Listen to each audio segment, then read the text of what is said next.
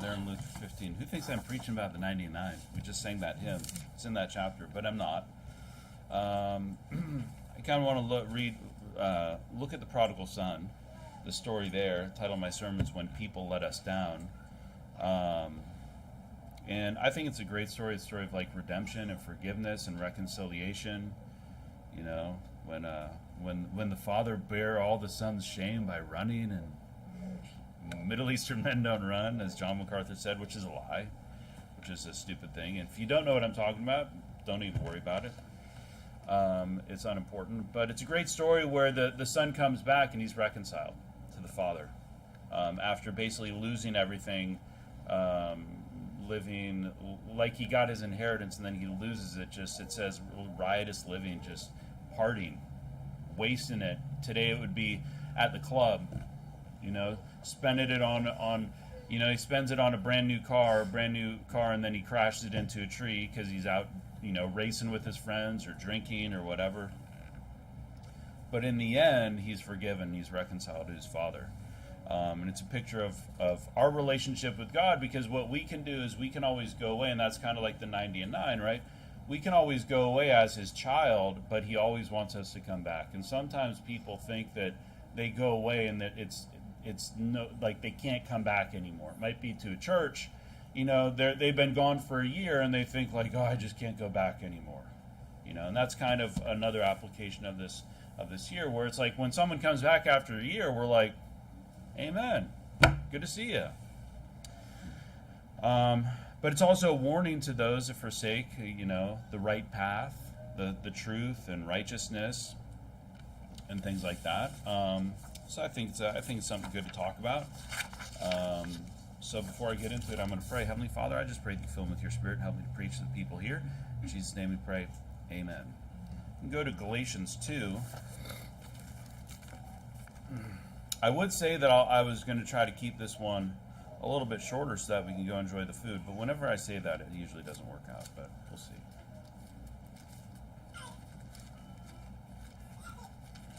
Galatians 2. We'll go there. The first point I want to make is that people are going to let you down, okay? Now, it's not the end of the world when someone lets you down, okay? You might depend on a friend to do something, and then at the last minute, it falls through. It's not the end of the world, okay? That's just how life is. Things happen. You know, your family's going to let you down. Your friend's going to let you down. Your pastor's going to let you down. Your coworkers, you know, your boss is going to let you down. And what you need to understand is that that's just life, okay? It's just life, because they are not God, and only God is one that will always keep his word.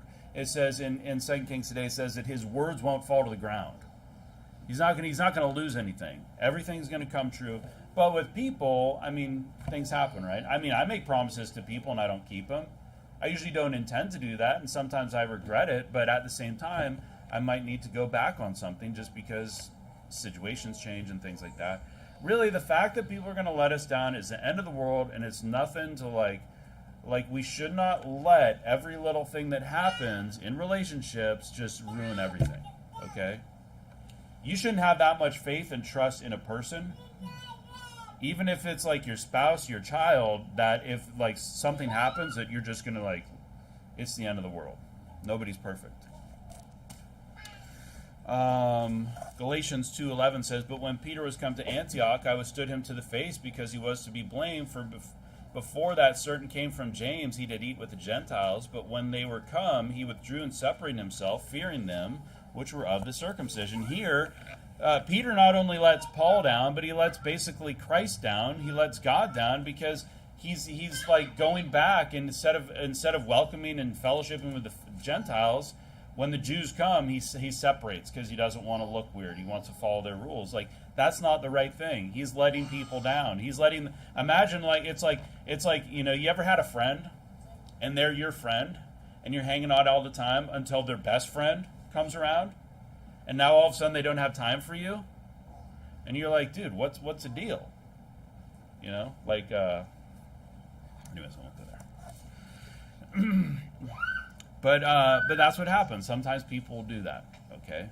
And sometimes, yeah, it sucks. But not every letdown is just so grievous that it's the end of the world. Obviously, there's going to be some people, You know, like the people out here on the streets, let's say, they have let their parents down probably so many times. Some of these people have let people down, and people that have actually tried to reach out to them and cared for them and helped them, and then they get clean, and then they backslide and they're in the drugs again. You know, hopefully we're not dealing with things that extreme. I'll read 1 Kings 11:3. It's just talking about Solomon, and he had 700 wives, princesses, and 300 concubines, and his wives turned away his heart. For it came to pass when Solomon was old that his wives turned away his heart after other gods.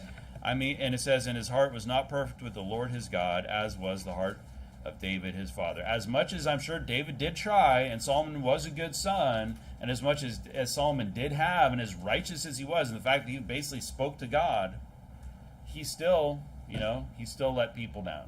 He still let many of his sons down, his family down, his father down, even if he was looking down from heaven. So that's just what's going to happen. Even some of the greatest people in the Bible screwed up. All right? They screwed up. We can go back to Luke 15. So the first point I have, and we're going to kind of look at Luke 15 to get it, basically 3 points to apply this passage there. Luke 15:12. And the younger of them, so in 11, a certain man had 2 sons, and the younger of them said to his father, Father, give me the portion of goods that fall to me. And he divided unto them his living. And not many days after, the younger son gathered all together and took his journey into far country, and there wasted his substance with riotous living. It doesn't say the dialogue that the father and the son had. Like the father's like, hey, I think this is a bad idea. You know, why do you need the money all of a sudden? What's going on? But you know, an observation I make is that sometimes we need to let people make mistakes. You know, one thing I've learned at being a father is that my son is not me. And I can't expect him to do everything I want him to do for the rest of his entire life. My wife is the same way. She can't expect our son to just be her or be me. You know, we're different people. We need to give people, as a child gets older, you need to give them a little bit more freedom to go out and sometimes make mistakes. I'm not saying that my son is making mistakes, but you need to give people the ability sometimes. Sometimes in church, you know, you'd be like, I don't think that's a good idea. You know, but hey, you got your own life to live. You know, people are going to let you down, church people, all that stuff. Yeah, even as a parent, my power is not like infinite. As a parent, you have to let your kid, you know, touch the hot thing as long as it's not on fire. You have to let your kid. You're like watching your kid. He's like, this isn't going to end well. You know, like something's gonna happen. He's gonna fall. Something bad's gonna happen. You need to let things like that happen sometimes, because that's how people learn not to do things. You learn not to touch the hot thing by letting the kid touch the hot thing. You know what happens when you tell the kid not to do something over and over and over? They can get really curious. And they'd be like, I wonder what's so special about this thing. I bet my dad doesn't want me to mess with that thing because it would be too much fun. You know, and while my son lived, go to Proverbs 22. You know this verse. While my son lives in my house, there's obviously rules. But what, am I going to kick my son out when he's breaking rules at the age of 12? I mean, what a terrible parent would I be? But if he chooses to, you know, continue to break rules and not go to church or becomes a drunkard or something like that in the future, it's like, hey, like, you know, you're gone. You know, children are not supposed to be prisoners. You know, that we lock up and that we just control. You know, they can be your servants, but there comes an age where you have to, like, kind of set them free. They have to be able to live their life. You know, they have to be able to experience things. They have to be able to go out there. Proverbs 22:6 says, we know this verse, train up a child in the way he should go. When he is old, he will not depart from it. So here's a tip. If you want, when that time comes, now it's going to be a little bit different for girls, right? Hopefully your girls, the idea behind, you know, raising a daughter is that you basically, the father raises them in his house and then hands them off to a suitable house, right? Where that husband is going to protect and provide for the daughter, and she doesn't have to go out and work and live in the world and work in the world. And I know things are different these days, but we know the ideal situation. But for the son, you're supposed to, you as a father or a mother, you should raise your children to be prepared for the world. Okay, sometimes these kids are so sheltered they're shocked by things that go on. Now we preach about what's going on in the world, so a lot of kids know, but you need to talk to your kids. If you want your child to be able to survive in the world, you need to train him up in a way that he will be able to survive in this world. Okay, so that's what happens. You have a responsibility so that when the time comes, they're not going to make grievous mistakes like, oh, injecting heroin into my veins? Okay. It's just a little mistake, right? No, there are major mistakes that you want to make sure that people don't do, that your children don't do. But in terms of other things, it's kind of like, try this, try that. And obviously, if you're going to be directly affected, like if your spouse is a gambler and they're gambling your your savings away on something, you need to deal with them. I'm not saying that you let people make every mistake that they're making. Sometimes you're going to confront them. Sometimes if someone's doing something in church, people will go up. Even I would go up and be like, "You need to stop doing this. This is not okay." Okay.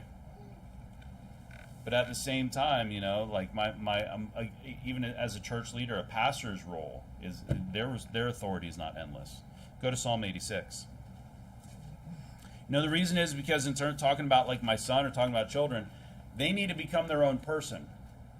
They need a freedom. They need to understand how to make decisions, and that some decisions end up with good results, some decisions end up with bad results. And you need to let your kids learn what happens when they do stupid things. They play stupid games, they win stupid prizes. They don't listen to you, bad things happen. Not all the time, but you pull the cat's tail, and eventually the cat's going to attack you. You play with the dog's ears too much, you might get bit, okay? And kids will learn that and hopefully they'll learn that you know what's good for them. When you tell them, hey, don't touch that thing, and then they touch it and something bad happens, and then you're like, I told you, and then they learn. But if you never let them do that thing, within reason, then they'll never learn right from wrong. Psalm 86:15 says, "But thou, O Lord, art a God full of compassion and gracious, long-suffering and plenteous in mercy and truth." And obviously God's our example, and he's long-suffering, which means that we need to put up with people in our life and sometimes allow them to do things. And you got a kid, you let them, these people put their kid on a leash. It's usually a long leash, right? They let them out on a leash or something like that and run around in the yard. And then they reel them back in, these little backpacks and stuff. But you let your kid out on a figurative. No baby leashes in church, okay? I will mention it from the pulpit.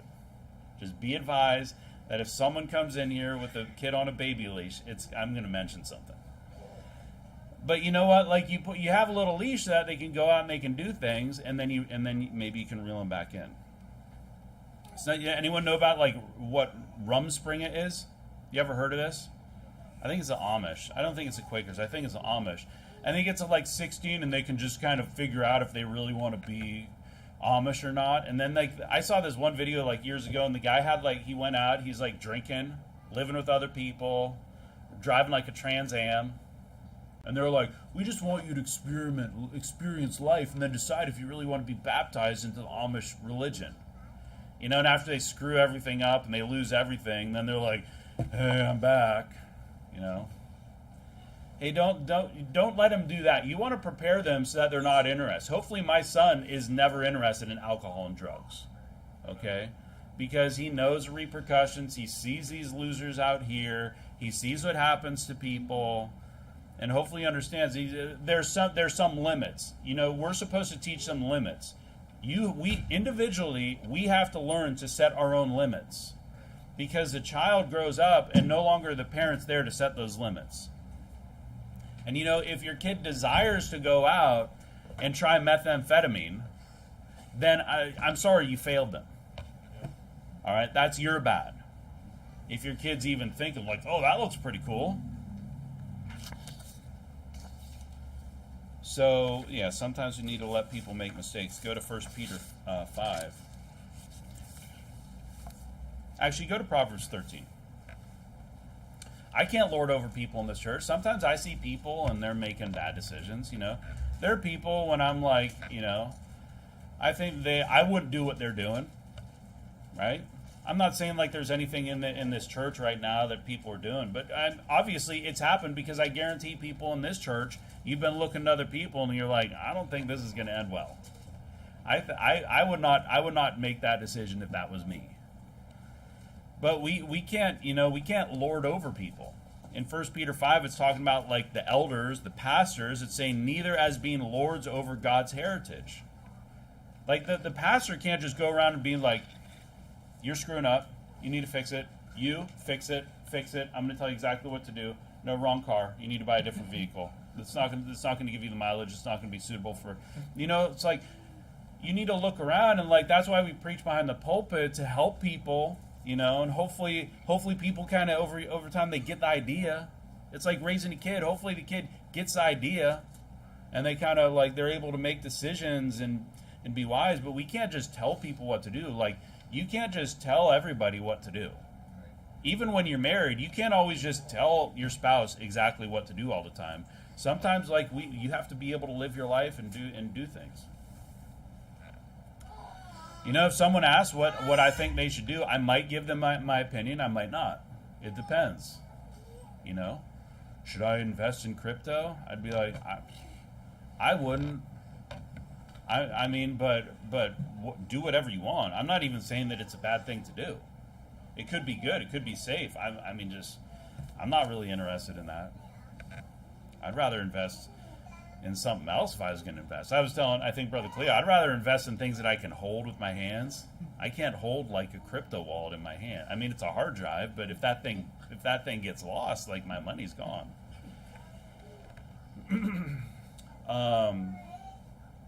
Yeah, it comes a point when you need to let people live their life. We're talking about people making mistakes, right? We need to sometimes let people in our lives just make mistakes.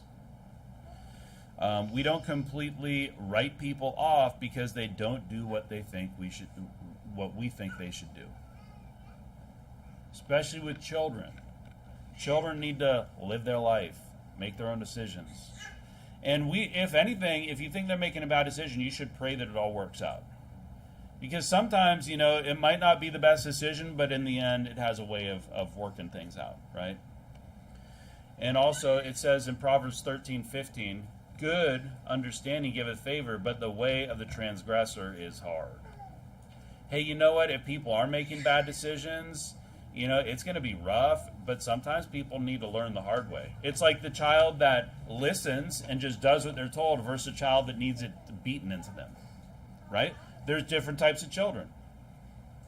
Some need to learn the hard way, and that's just the way it is. Sometimes people need to go out and make mistakes and lose everything and fall on hard times and destroy relationships in order to realize that, hey, you know what? I should have done it differently. Next time I will.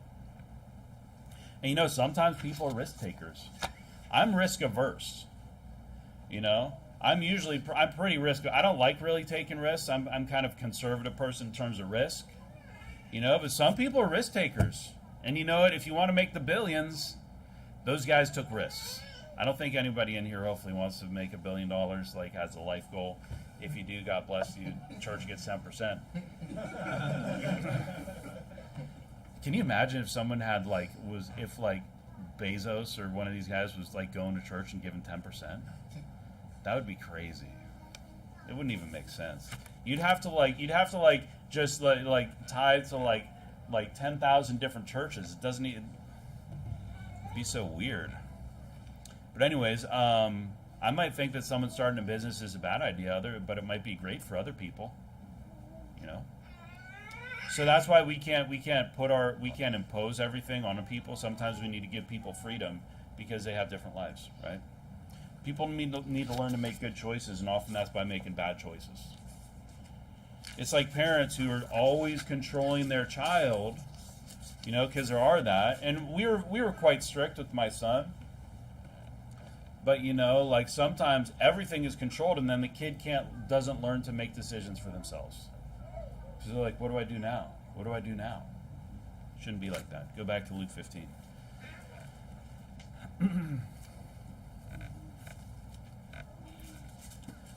So the first point was that people are going to let us down, obviously, right? That's just how it is. Everybody's little things, they're going to show up late to church. Just kidding. I think he already apologized. That's a joke. He saw the sermon title. But hey, you know what? Is that something I'm going to get bent out of shape about? No. Now, if someone was supposed to be here to do something, like if they're supposed to do something specific and they're not here, I'm going to be like, what is up? But hey, you know what? Sometimes it's not worth even dealing with, even talking about it. It's not a big deal.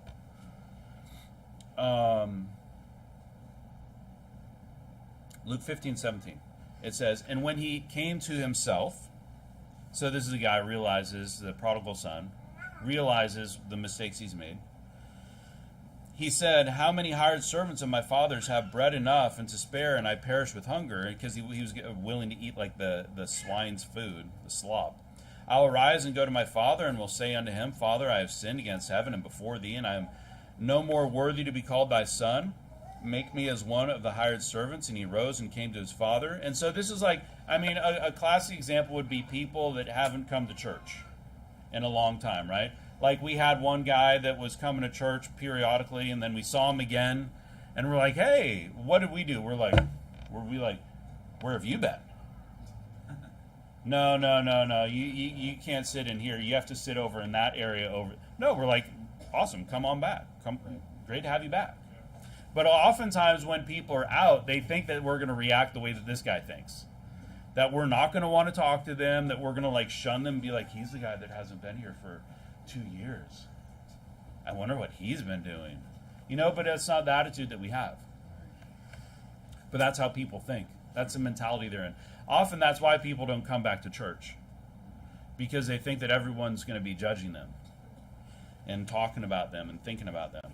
But it says here, but when he was a great way off, his father saw him and had compassion and ran and fell on his neck and kissed him. And the son said unto him, Father, I have sinned against heaven and in thy sight, and am no more worthy to be called thy son.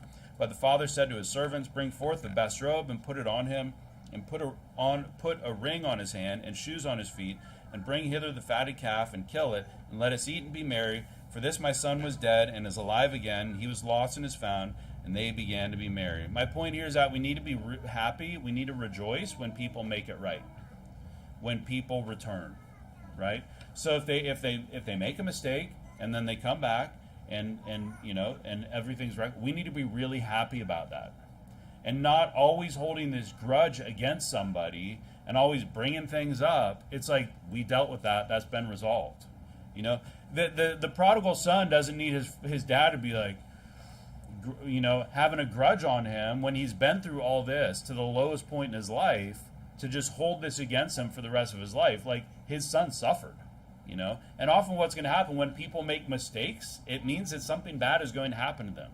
It's not like they're going to die, obviously, but they can have some kind of trouble. Go to Jonah 3. So we need to be happy when that happens. It's kind of like we should be really happy when people get saved, because they basically, they've realized what they've done, and that they're a sinner, and that they need to be reconciled with God, and they ask for the gift.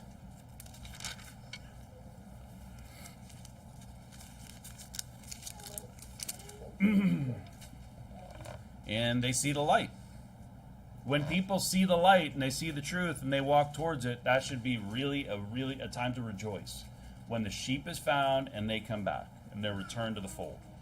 Jonah 3:6 says, For word came unto the king of Nineveh, and he rose from his throne, and he laid his robe from him, and covered him with sackcloth and sat in ashes, and he caused to be proclaimed and published through Nineveh by the decree of the king and his nobles, saying, Let neither man nor beast, herd nor flock taste anything, let them not feed nor drink water, but let man and beast be covered with sackcloth, and cry mightily unto God, yea, let them turn every one from his evil way, and from the violence that is in their hands.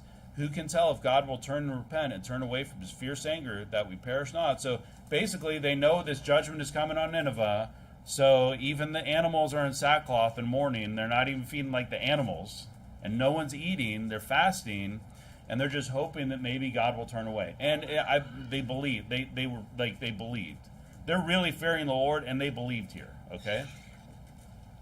And God saw their works, that they turned from their evil way, and God repented of the evil that he had said that he would do unto him, and he did it not.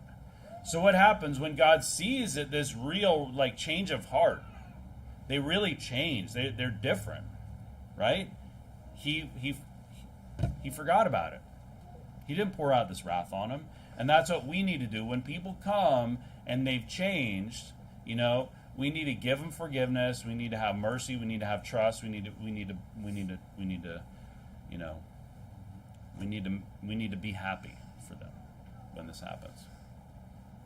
It's just like when we go out and we go soul winning. It's not just about people just repeating a prayer, right? It's like just read this prayer and you'll be saved. Some people will think that it works like that, right? That it's just like the magical words that you say it and now you're saved. We actually we take the prayer as a sign that they believe, but the prayer is not really the important part. It's kind of like the nail in the coffin. If they don't pray, we won't count them as being saved. But the really important thing is that they actually believe. That there's been some kind of change inside to the point where they no longer trust in their own works, and now they trust only on Jesus Christ. That's what we really care about. And when someone comes and they really make it right and they've had some kind of change inside where they've realized, I made a mistake, but hey, I learned from my mistake and things, we need to be really happy when they come back, when they do return like that, when they do make things right, when they recover from their mistakes.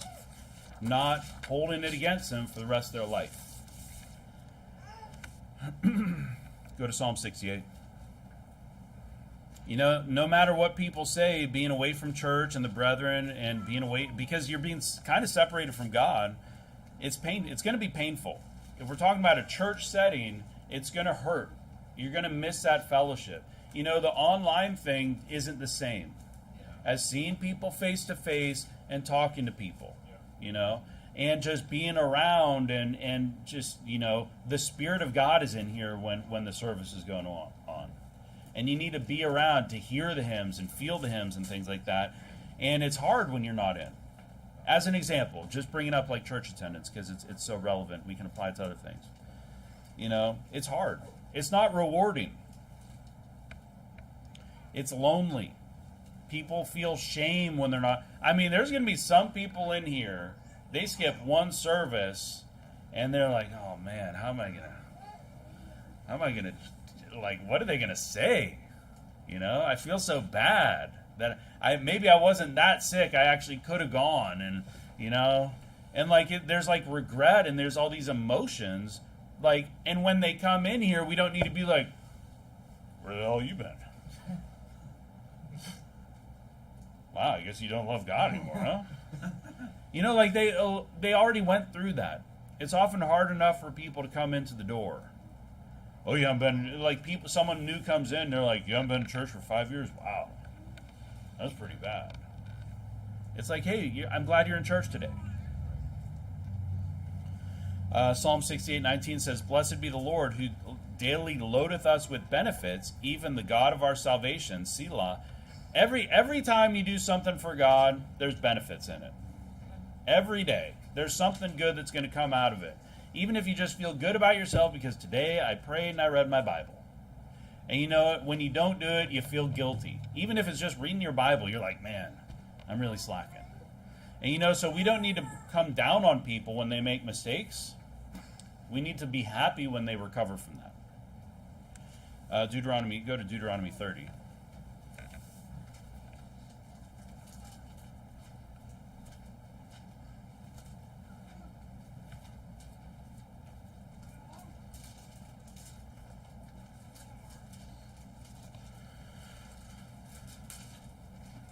The father wasn't like, so where have you been? What have you been doing? So where's all that money? Oh, you just wasted it? You know how hard I worked for that? I mean, to be honest, it was the kid's money, right? Like, it was already allocated. It's like, well, that's gone. So that was yours anyways, so whatever. But if you're talking about church, we don't need to grow people when they come back because they came back, and coming back's the right thing. It's a good thing to do. And they should not be punished for anything like that. You know, the prodigal son was ready to give up. He was ready to become like a swine. That's the point that he was at. He doesn't need his dad giving him a hard time. And sometimes this will happen with kids. They go through a lot, and they make mistakes, and they screw up, and they already know. So, you know, as parents, we don't need to make them feel even worse. We need to just be happy that they understood and that maybe they're going to be in the right direction. Deuteronomy 30 verse 1 says, "And it shall come to pass, when all these things are come upon thee, the blessing and the curse, which I have set before thee, and thou shalt call them to mind among all the nations, which the Lord thy God hath driven thee, and shalt return unto the Lord thy God, and shalt obey his voice according to all that I command thee this day, thou and thy children with all thine heart and with all thy soul, that then the Lord thy God will turn thy captivity and thy compassion upon thee, and have compassion upon thee, and will return and gather thee from all the nations whither the Lord thy God hath scattered thee." This is what God does. You come back with a true heart, and God welcomes you back. He doesn't give you a hard time. And in fact, go to Psalm 103:12. When people get things right, we need to be happy for them. And people need to be able to live things down. Someone screws up and does something wrong, you don't need to keep bringing them back to it. You remember when you did this? You remember when you did this? Yeah, hey, it was good to see you, and, we had a good time. But do you remember when this happened? Like, sometimes people have that mentality, and you need to move on. You need to let it go. You need to be happy that you're in the place where you're at now. Psalm 103:12, "As far as the east is from the west, so far hath he removed our transgressions from us." Obviously, this is like, and how far is the east from the west? They never touch, right? You go east, and they never get. That's how far we are separated from our sin when we're saved. All right. Obviously, we're still sinners, but when God's going to look at us in the future, it's as if like there's no sin, just washed clean, and that's how we need to be. Obviously, we should be cautious with people, because people have a tendency to go back to their vomit, like the dog goes back to the vomit. People have a tendency to kind of go back, right? If you're dealing with like one of these drug addicts out here, you'd be happy for them when they get clean. You'd be happy for them when they're trying to do the right thing, but you know that they might return. But while they're in the good place, you want to be happy for them, and you want to be there for them, and you want to love them, okay? Sometimes people need to fail to learn about hard work, or lose something or someone to appreciate those people or those things, or have financial hardship to become financially responsible. Sometimes these things happen, so when they realize those things and they get things right, we should be happy for them. We shouldn't drag them over the coals. What's more important is not where people are or where they're coming from, but kind of more like where they're going. You know what I mean? Like, are they in the right direction? All right, that's great. That's what we should be happy for. You go back to Luke 15. This is the 99 here. People that screw up in church, that aren't wolves, right? Because obviously there's some people that just do things in church, and then issue maybe something and it's dealt with and it's done. And then there's the wolf. Wolves, in my opinion, are better off if they're just shot. But we don't shoot people. I'm not advising you to shoot people. Spiritually. People that screw up in church don't always need to be reminded of what they did. Okay? They're back. People are back. And when they were if we're bringing this up again because it's so applicable, when people leave when they were not in church, it probably sucked. So you know what? You don't need to ask them how things are going. Usually things are so bad that they come back to church. You notice that? People are not usually out of church and they're like, man, life is so good, everything's going my way, it's amazing out there, so I just thought I'd come back to church. Usually it's the opposite. They return, so we should rejoice. Luke 15:4. What man of you having 100 sheep, if he lose one of them, doth not leave the 99 in the wilderness, and go after that which was lost until he find it? And when he hath found it, he layeth it on his shoulders, rejoicing. And when he cometh home, he calleth together his friends and neighbors, saying unto him, Rejoice with me, for I have found my sheep which was lost. He's not just going to senselessly beat the sheep. You notice that? He's not like you and just starts beating on this sheep when it's back. You're happy that it's back. You don't beat it up. It's like that's no point. That's going to make the sheep want to leave. If someone comes in here and we're like, where have you been? What the heck? Oh, we were expecting you to be. And they're going to be like, this is weird. I don't feel comfortable here anymore. I'm going to leave. If someone in your life makes a mistake and you never let them live it down, they might not want to be close to you. Because it might just be so hard for them to bear being around you, when they're always hassling about something, he didn't do this or he won't do that and all those things, they might just be waiting for the day that they can just get out of there.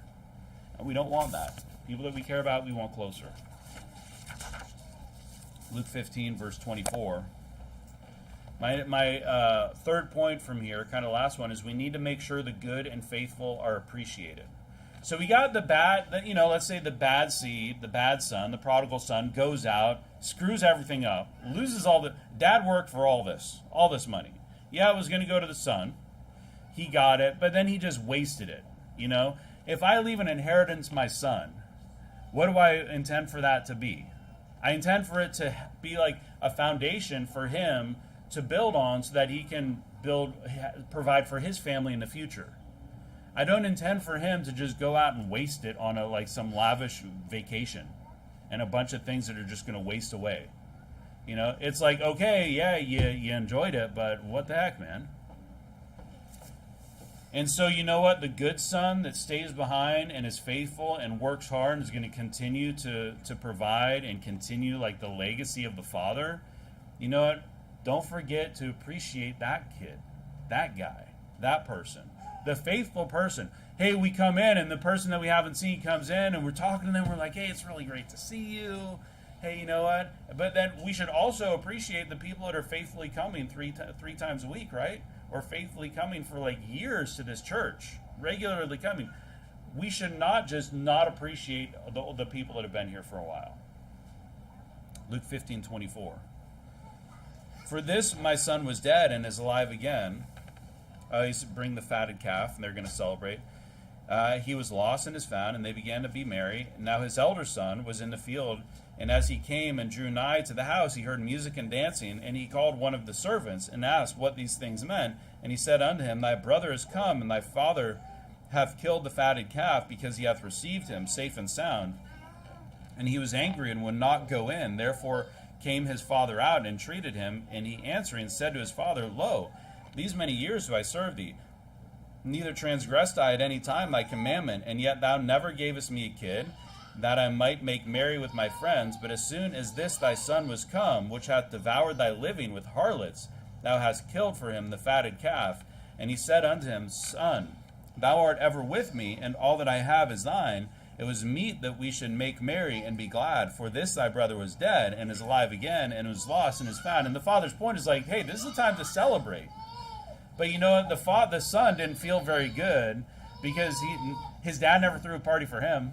And you understand where that son's coming from, right?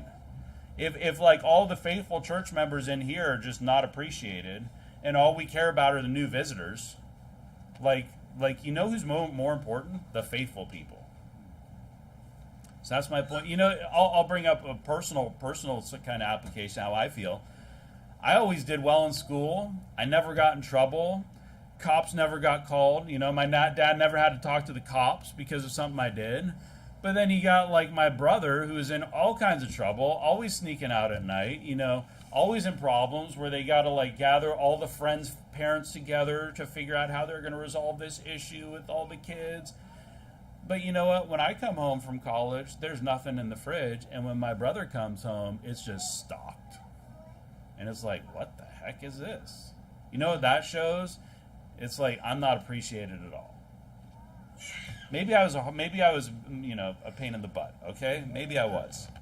But you know what? Sometimes that happens. Sometimes for some reason, people are going to treat like the bad kid better than the good kid, and the good kid's like, oh yeah, we don't need to worry about them because they're good. They're good. Meanwhile, the troublemaker, they're just doing everything for. They'll sacrifice everything. Oh, you lost money in gambling debt? Oh, don't worry, we'll help you out. Oh, you need a new car? We'll get a job. It's like, what the heck?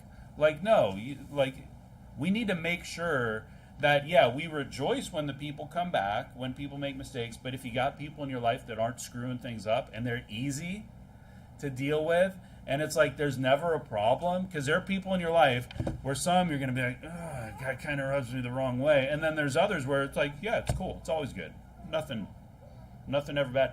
You need to make sure that you treat those people well, that they know, okay? The father didn't give the younger guy any more inheritance. That was it. I guess he just lived on the farm. But it's this strange thing where sometimes they'll treat like the bad kid better than the good kid. And we should love the bad kid too when they get things right. Sometimes tough love's required, but don't forget to appreciate the good and the faithful. Go to Matthew 25. Don't underappreciate the sheep that never left. Because there are going to be troublemakers, right? There are going to be troublemakers and stuff like that. I think sometimes what happens, like with parents, is sometimes the parents like they understand that troublemaker kid better because they were a troublemaker, and so I think that's why they might be closer to them. But Matthew 25:21 says, his Lord said unto him, well done, thou good and faithful servant. Thou hast been faithful over a few things. I'll make thee ruler over many things. Enter thou into the joy of the Lord. And we need to make sure that the faithful and the good people, the people that follow rules, the people that don't cause problems, that we appreciate them, and they know that we appreciate them. We know we care about them. We're not always just putting all our effort into helping somebody that's always in trouble out, and you're forsaking your other friends. Oh, I just got to go help this person out. I just got to go, do this for that person. I got to, and then you're not appreciating the people that are just good. Go to 1 Corinthians 9. The father could have acknowledged his son's faithfulness. The father could have maybe, said, hey son, get my other son back, because his younger brother's here. 1 Corinthians 9:17, for if I do this thing willingly, I have a reward, but if against my will, a dispensation of the gospel is committed unto me. And, if we do things willingly, if we do things right, if we do things for the right reason, we have a reward. You'll have a reward, we just need to understand that. I have a couple more observations I want to make here. Let's go to Luke 4.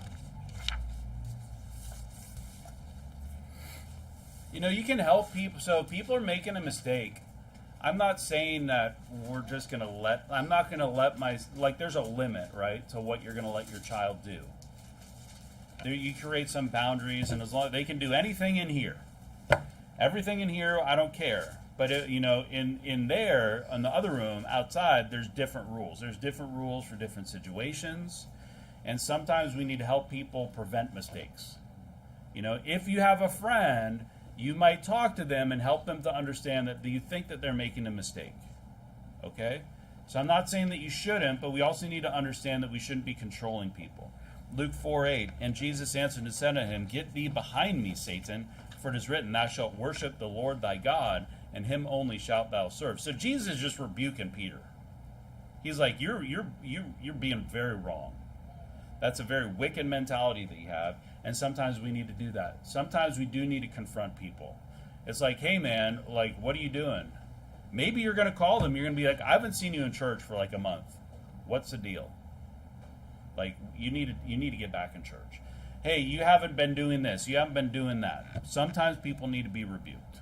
So that's where you need to manage things. I'm not saying you never correct anybody's mistakes, but I am talking about the fact that sometimes people in your life, you need to let them experience and learn for themselves, right? Gently tell people, and Christ just had a very special way of telling people. I was thinking about when Peter denies Christ 3 times, and then he just like makes eye contact with Peter, and Peter gets it, and he's like, or there's. So you just need to manage that. You just need to figure that out. But sometimes we will help people see their faults, and that's a great place for behind the pulpit. Obviously, we shouldn't get up here and just like, I heard him talking about this. I don't think it's the right thing, and then we preach against it, right? Hopefully, in the church setting, we like over time. There's just certain ideas and mentalities that get preached because it's just the Word of God, and the Word of God is just being preached, and we kind of get the mind of Christ.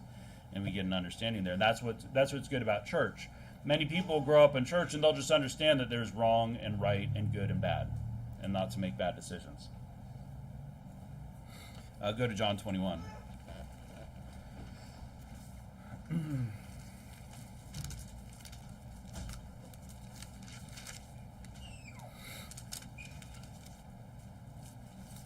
(21:15). So this is after when Peter says that he's going to go fishing, and then Christ meets him. We can just look at verse number 16, I guess, John 21:16. And he saith to him again the second time, Simon, son of Jonas, lovest thou me? He saith unto him, Yea, Lord, thou knowest that I love thee. He saith unto him, Feed my sheep. And then he says it the third time, he says, Feed my sheep. And he's helping to provide some closure. Maybe you have someone screws up in your life, and you do talk to them about it, and you just let them know that, hey, we're really happy you're back. Hey, you know what? I really appreciate what you did. Hey, you know what? You did this, but everything's good. You talk to them, and you have some kind of closure so that they know that you're good, so that they know that they're right. So when the prodigal son's father was like, you know what? I'm so happy that you're back. We should be rejoicing right now. And he hugs him and he kisses him.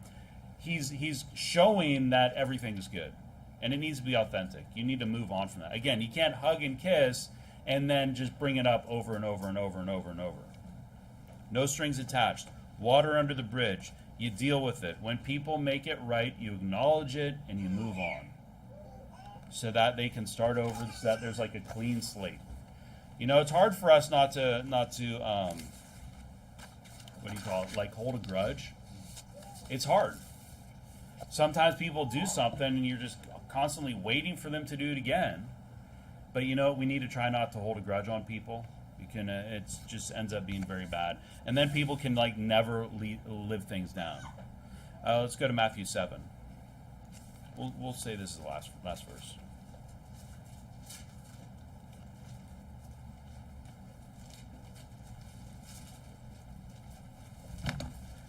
There are going to be people that will make mistakes, and they'll come back and then do the same thing and over, and they're always just letting you down. Well, on the one hand, maybe you need to lower your standards. Maybe you're just like your standards are too high for other people. The standards that you maintain for yourself you can't expect other people to hold. You can't hold them to the same standards. But there's going to come some time when you might need to let people go. If they're screwing up in your life, obviously, if it's your spouse, I'm sorry to say that you're stuck with them, And hopefully with your children, they're in your life too. But there will be some people that you say goodbye to. Matthew 7:21, Not every one that saith unto me, Lord, Lord, shall enter into the kingdom of heaven, but he that doeth the will of my Father which is in heaven. Many will say to me in that day, Lord, Lord, have we not prophesied in thy name, and in thy name have cast out devils in thy name, done many wonderful works? And then I will profess unto them, I never knew you. Depart from me, ye that work iniquity. Throws them into hell. There came a point where these people, there's no more. There's no more chances for you. You're at the white throne judgment. There's no more chances for you. You're done. It's over. And I wasn't going to read Luke 12 because talks about dividing and separating from your family members, your own children. It could be, right? It could come to a point where you do have to do something like that, right? Like if your children are wicked, or if your parents are wicked, then you need to separate. There's no hope there. But as much as possible, we need to try to reconcile and make things right and move on. Okay? And if people make mistakes, we need to be able to let them live it down. So I'll just wrap it up. People let us down. Sometimes we need to address it. Sometimes we just need to like let them play it out. And sometimes we need to pass over it, and we need to let things happen. We need to let people make mistakes so that they can learn, so that they can grow, because often that's how we learn. When you screw something up, you learn how to do it right. And when they make it right, we restore them, and we let them move on from their mistakes. We don't hold it against them for the rest of their lives.